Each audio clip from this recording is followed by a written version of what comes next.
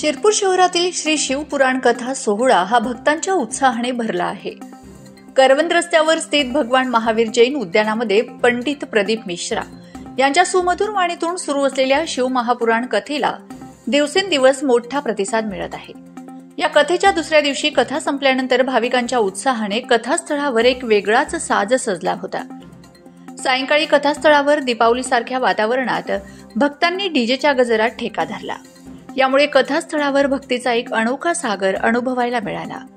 लाखो भक्तांची वर्दळ, सर्वत्र भजन आणि कीर्तनाचं वातावरण, हे वातावरण अत्यंत भक्तिमय तयार झालं।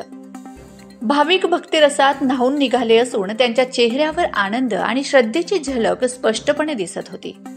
या कथा सोहळ्यात सहभागी होणारे भाविक विविध ठिकाणांवरून आलेले आहेत। कथास्थळी अर्धा डझन डीजेच्या गजरात रंगीबिरंगी दिवे आणि अद्भुत भक्तिगीतांनी कथास्थळाची महिमा वाढवली आहे।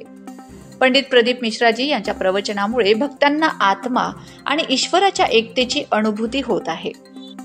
दिवसभर भक्तगण कथेसाठी वेगवेगळ्या धार्मिक क्रियाकलापात भाग घेत आहेत।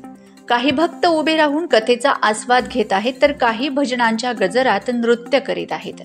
या कथा सोहळ्यात भाग घेणाऱ्यांनी प्रकाशाचा, भक्तीचा आणि आनंदाचा सागराचा त्रिवेणी संगम येथे अनुभवला आहे। माझा खानदेश न्यूज ब्युरो, शिरपूर।